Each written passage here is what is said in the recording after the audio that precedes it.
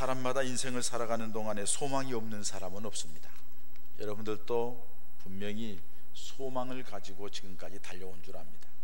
장기적인 안목의 소망이 있고 지금 당장 이루어졌으면 하는 그런 하나님에 대한 또 내 자신의 욕망이 있고 소원이 있는 줄 압니다.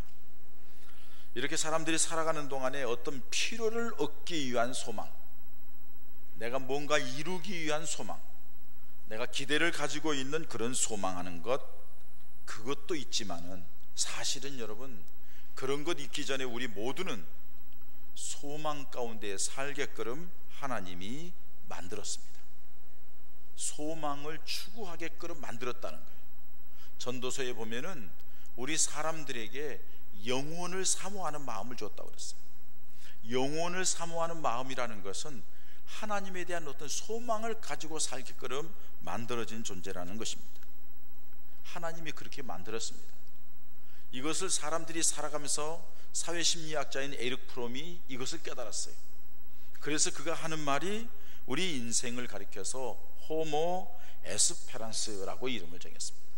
호모 에스페란스. 이 호모 에스페란스라는 말은 희망의 존재, 소망의 존재라는 뜻입니다. 다시 말해서 인간은 꿈과 희망을 먹고 사는 존재다 이 말입니다. 사람이 밥으로 먹고 살고 육신적인 배를 채워서 살아가는 것이 아니라 사람들은 꿈을 가지고 희망을 가지고, 우리 기독교적인 용어로, 성경에 나와 있는 용어로 하면 소망 가운데 살게끔 만들어졌다는 거예요. 그렇기 때문에 소망을 가진 사람은 살고 소망을 갖지 못한 사람은 사는 게 아니에요. 삶에 의미가 없는 거예요. 아니, 죽어요. 오늘 두 가지 예를 들어봅니다. 독일의 나치 수용소에서 있었던 여러 가지 사람들에 대한 수용소의 사실을 관찰하고 기록한 프랭클 박사가 그에 져서 의미를 찾는 인간 탐색이라는 책에서 결론을 그렇게 내립니다. 사람들이 여러 가지 위기를 당하면서 포로 수용소에 있는데 마음으로 포기한 사람들은 몸도 쇠약해졌고 결국에는 생명을 잃더라는 겁니다. 그러나 소망을 가진 사람들, 얼마 있으면 나갈 거야, 나는 나가고 말 거야, 하나님의 도우심에서 나가게 될 거야 하는 소망을 가지고 있는 사람들은 그런 어려운 처지에 있으면서 불구하고 능히 자기를 관리하고 앞으로 올 것을 기대하면서 이겨나가서 절망에서 희망으로 생명을 얻는 사람이 되었다는 거예요. 이 사람들은 마음도 몸도 건강한 사람이 되었다 하는 것을 마지막에 기록으로 남기는 것을 볼 수가 있습니다. 그만큼 소망을 갖는다는 것은 우리에게 굉장히 중요한 겁니다. 근데 반대로 절망적인 상황에 들어가면은 사람이 얼마만큼 무섭게 되느냐. 어느 이 요새처럼 이렇게 무더운가 봐요. 38도, 40도, 36도. 이 무더운 일기 속에서 공장에서 일하던 젊은 청년이 너무 더우니까 보니까는 그 공장에 냉동 창고가 있었습니다. 그 냉동 창고에 들어가서 이 땀 좀 식히고 나왔으면 좋겠다 하고서는 거기 들어간 거예요. 들어갔는데 문이 턱턱 잠겼어요. 여러분, 요새는 이 사건 사고 때문에 문을 안에서도 열게 만들어 놨죠. 근데 그 당시에는 닫히면은 문이 안에서는 못 열게 만들어 놨어요. 이 친구가 안에서 시원함을 누리다가 나오려니까 문이 열리지 않는 거예요. 막 두들깁니다. 소리 들리나요? 안 들리죠. 거기에서 이틀 동안 있으면서 야, 추워서 죽겠다, 얼어 죽겠다, 나 이제 끝나는구나 하면서 그렇게 안절부절하다가 이틀 만에 사람이 그 친구가 없다고 해서 어디 가나 냉동고에 열어보자 하고 냉동 창고를 열었더니 싸늘한 시신이 되어 있더라는 거예요. 근데 여러분, 중요한 것은 그때의 냉동고의 온도가 15도였다는 겁니다. 산소도 충분하게 공급되고 있었다는 것입니다. 그런데 이 친구가 죽었습니다. 무엇 때문입니까? 스스로 얼어 죽는다고 생각하는 거예요. 이제 끝났다고 생각하는 거예요. 이제는 소망이 없다고 생각하는 거예요. 그러니까 자기 스스로가 절망과 좌절 속에 유명을 달리하는 안타까운 모습이 되었다는 겁니다. 인생 찬가를 쓰기로 유명한 시인 롱펠로우는 그의 인생을 보면은 결코 평탄한 인생이 아닙니다. 인생을 찬미하고 인생을 자랑스럽게 여기고 인생에 꿈이 있고 그런 걸 얘기할 분이 아닙니다. 왜냐하면은 자기 부인은 긴 시간 동안 질병 때문에 고통을 당하다가 죽었습니다. 두 번째 부인과 결혼을 했는데 갑작스럽게 화재가 나서 불이 타 죽었습니다. 이 사람이 무슨 인생의 꿈이 있고 이 사람이 인생에 무슨 소망이 있겠어요? 뭘 자랑하겠어요? 그런데 이 사람은 인생 찬가를 계속해서 시를 통하여서 많은 사람들이 열줍니다. 만년이 되어서 기자들이 묻습니다. 생일을 맞아서 롱펠로우에게 선생님의 일정을 보면 참 불행하고 힘들고 어려운 인생인데 어떻게 인생 찬가를 그렇게 시로 표현할 수가 있습니까? 했더니 롱펠로우가 하는 말이, 나에게는 스승이 하나가 있는데 저 밖에 있는 저거라고. 손가락을 가르치는 것을 바라보니까 그것은 늙은 사과나무였습니다. 늙은 사과나무가 겨울 되면 앙상해져서 다 죽은 것 같지만은 봄이 되면 싹이 돋고 잎이 나고 꽃이 피고 사과를 맺더라는 거죠. 다 늙어서 쓸모없는 저 나무도 저렇게 소생하며 아름다운 결실을 맺는다는 걸 보고 인생에 대한 꿈이, 인생에 대한 소망이 넘쳐서 그렇게 했노라고 하고서 자기 자신에 대한 얘기를 하더랍니다.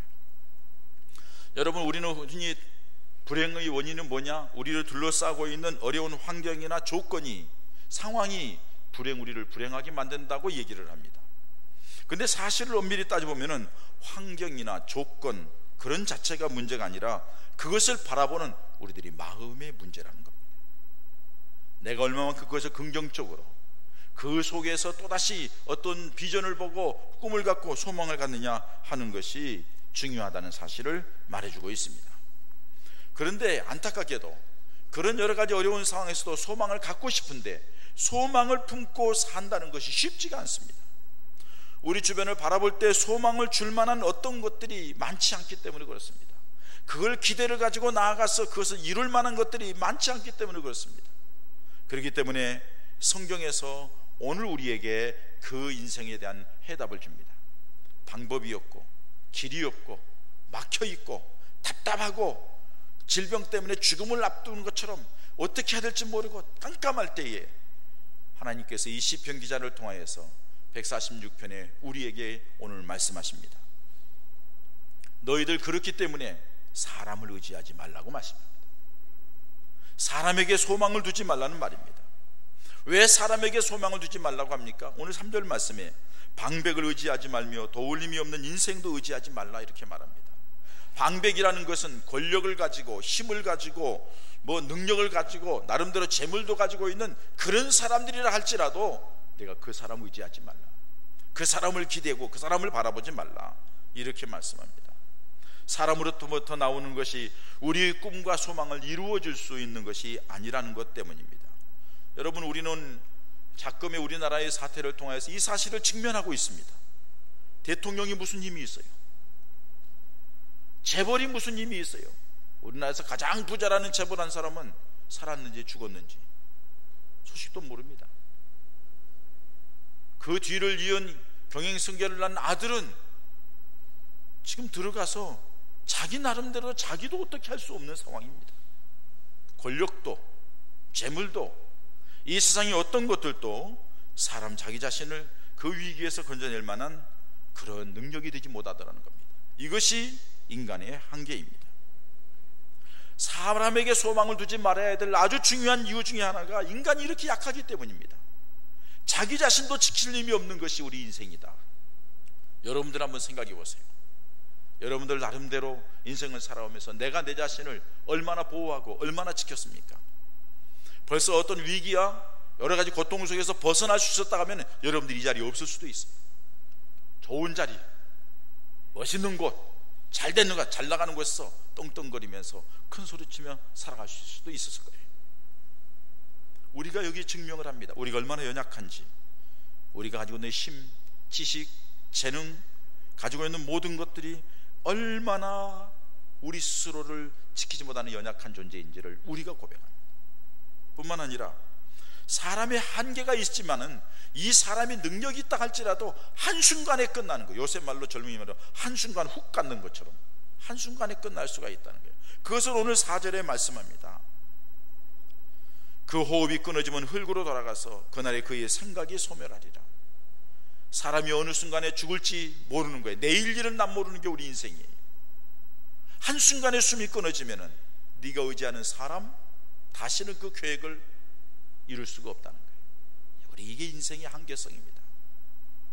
언제 어느 때 어떤 상황이 어떻게 될지 모르는 우리 인생이기 때문에 사람 의지하지 말라, 하나님이 말씀합니다. 또 한 가지 하나님께서 사람을 의지하지 말라는 말씀 속에 담겨있는 뜻은 인생이 죄인이기 때문이라는 겁니다. 여러분, 죄인이라고 말할 때 그 죄인된 인생의 가장 큰 특징이 뭔 줄 아십니까? 그게 이기주의입니다. 그 이기성에서 나오는 것이 교만입니다. 하와가 에덴 동산에서 선악과를 따먹은 것, 무엇 때문이에요 여러분? 하나님같이 되겠다는 교만입니다. 자기의 모든 걸 채워보고 자기가 높은 자리에 올라가겠다는 이기심입니다. 자신의 이익이나 이권을 위하여서 자기 자신의 욕망을 위해 살아가는 그 사람, 내가 의지하지 말라. 내가 그 사람을 의지하는 동안에 그 사람이 너를 도와주는 것이 아니라 너에게 좋은 일이 생기면 그 사람이 그 좋은 길을 갈 것이다. 우리 잘 기억해야 됩니다. 이게 인생의 연약함입니다. 인생의 죄악들입니다. 그렇기 때문에 하나님께서는 사람 의지하지 말라, 이렇게 말씀하시는 것을 봅니다. 지금 여러분들이 누군가를 의지하고 있습니까? 누군가에 기대고 있습니까? 누구를 바라보고 있습니까? 그 사람이면 될 거라고 생각하고 있습니까? 여러분, 잠시 접으십시오. 그리고 다시 한번 생각하십시오. 그 사람을 의지할 게 아니라 하나님께서 오늘 본문 말씀에 하나님께 소망을 두라고 말씀하십니다. 하나님을 의지하라는 겁니다. 하나님을 바라보라는 겁니다. 하나님께 기대라는 겁니다. 하나님께 도움을 요청하라는 것입니다. 5절 말씀에 보면 야곱의 하나님으로 자기 도움을 삼으며 여호와 자기 하나님께 소망을 두는 자는 복이 있도다, 이렇게 말씀합니다. 왜 우리가 하나님을 의지하고 하나님께 소망을 두어야 하는가 하는 것은 6절 이하에 자세하게 구체적으로 하나님이 말씀하고 있습니다. 먼저 6절 보면은 전능하신 하나님이시기 때문에 우리가 하나님을 의지해야 된다, 하나님께 소망을 두어야 된다는 겁니다. 여러분, 6절 말씀에 보면은 여호와는 천지와 바다와 그 중에 만물을 지으신 분이라, 이렇게 말씀합니다. 세상을 만드시고 세상을 만드실 뿐만 아니라 세상을 다스리시고 이 세상을 하나님의 뜻 가운데로 움직여 가시는 분이 하나님이시에요. 그 가운데 우리가 있는 거예요. 세상 모든 것을 다스리고 주관하실 뿐만 아니라 역사를 주관하실 뿐만 아니라 우리 개인의 삶까지도 하나님께서 주관하시고 이끌어 가시는데, 특별히 예수 그리스도를 구주로 믿는 하나님의 자녀들에게는 하나님이 특별히 그들을 이끌어 가시기 때문에 이 전능하신 하나님, 이 창조주 하나님, 이 삶의 주관자이신 하나님을 의지하는 것이 마땅하다고 말씀하고 있는 겁니다. 그래서 시편 기자는 시편 121편 1, 2절에 이렇게 말합니다. 내가 산을 향하여 눈을 들리라. 나의 도움이 어디서 올꼬? 그 다음에 뭐라고 해요? 나의 도움은 천지를 지으신 여호와에게서로다. 나를 도우실 분은, 세상을 만드시고 세상을 주관하시는 하나님만이 나를 도우실 분이다 하고 고백하는 것을 볼 수가 있습니다. 그렇습니다. 여러분 하나님처럼 전능하신 분이 어디 있습니까? 그런데 그 하나님을 왜 등지십니까? 그 하나님을 왜 멀리 하십니까? 그 하나님께 왜 바라보지 않습니까? 그 하나님을 왜 붙들지 않습니까? 이해가 안 가는 거예요. 이해가 안 가는 거예요. 우리 하나님은 세상을 만드신 것으로 끝나는 것이 아니라 이 세상을 다스리시고 이끌어 가시고 지금도 주관하십니다.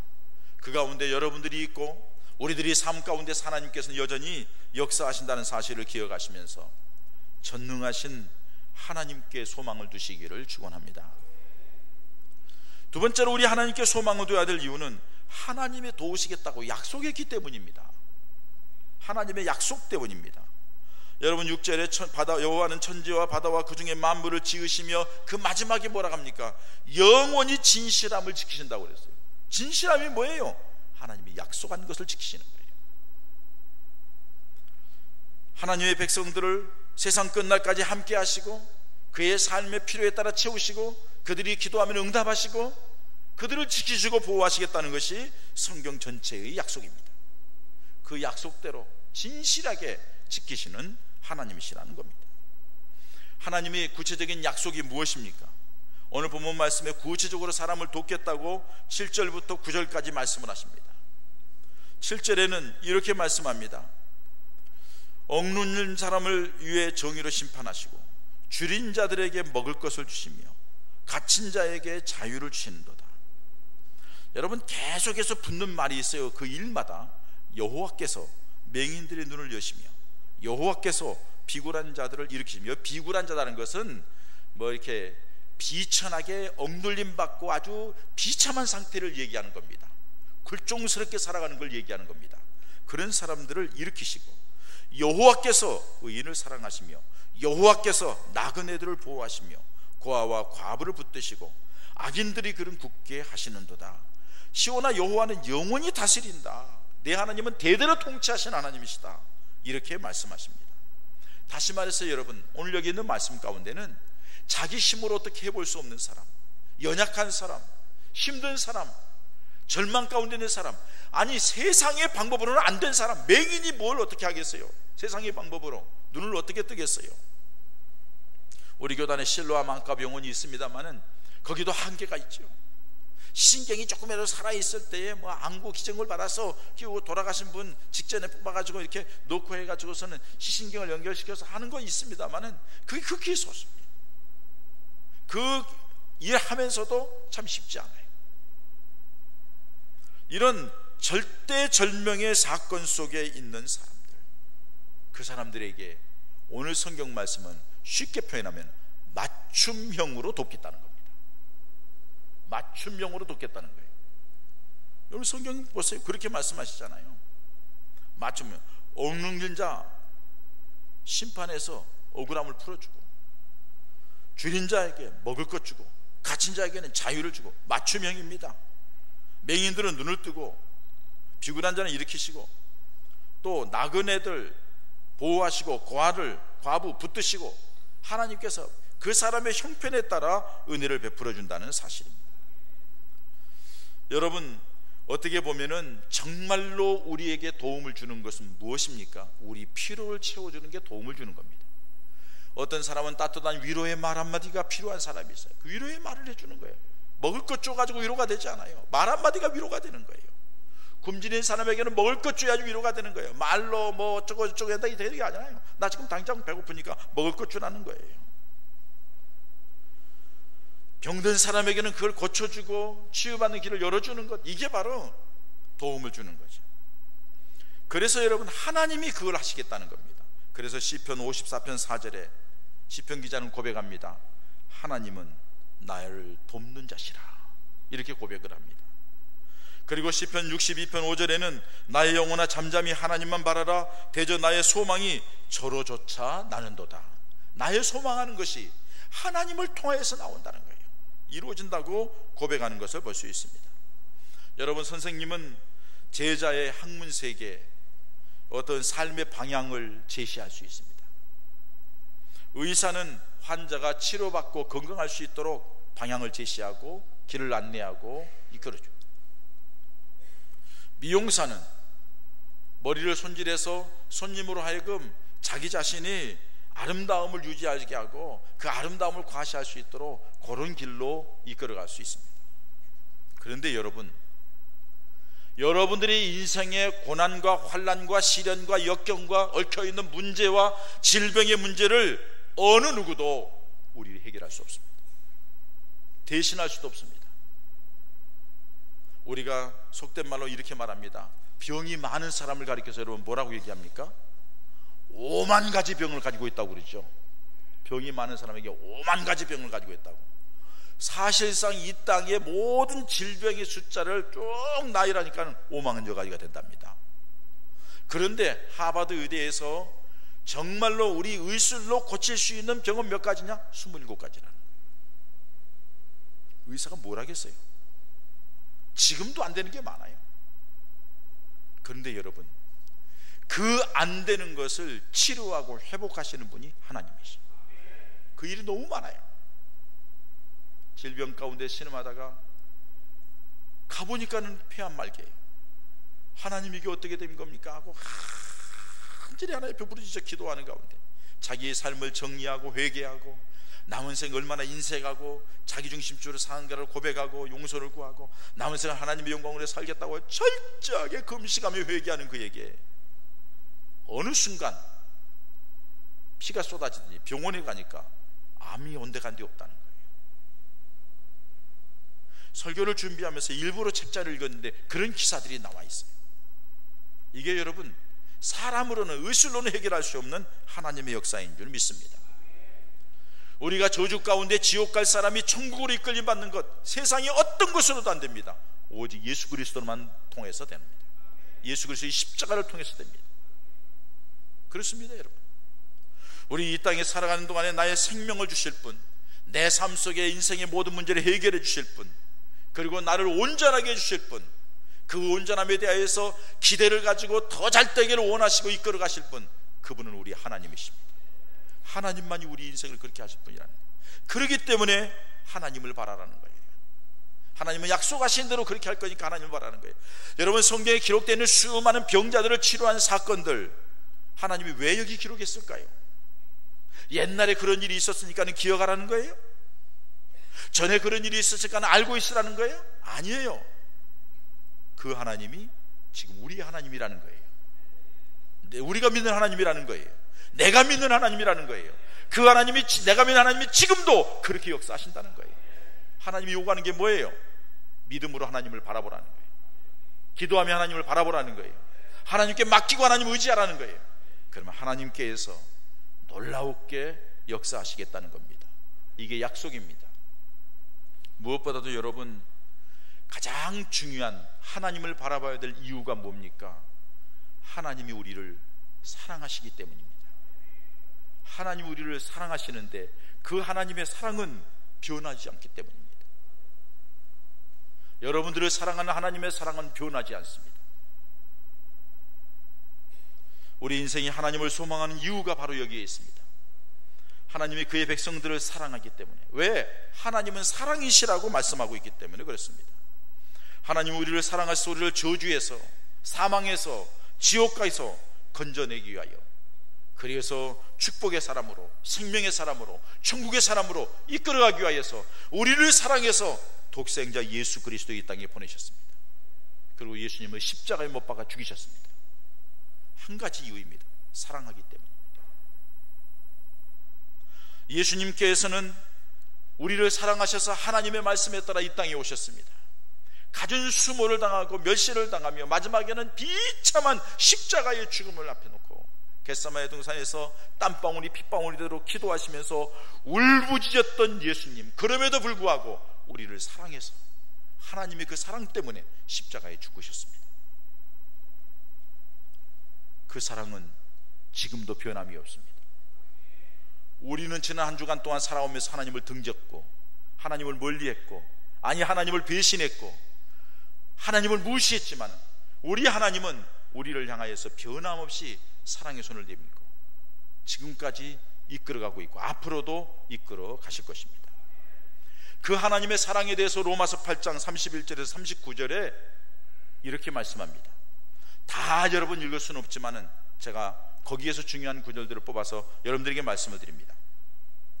그런즉 이 일에 대하여 우리가 무슨 말 하리요? 만일 하나님이 우리를 위하시면 누가 우리를 대적하리요? 자기 아들을 아끼지 아니하시고 우리 모든 사람을 위하여 내주신 이가 어찌 그 아들과 함께 모든 것을 우리에게 주시지 아니하겠느냐?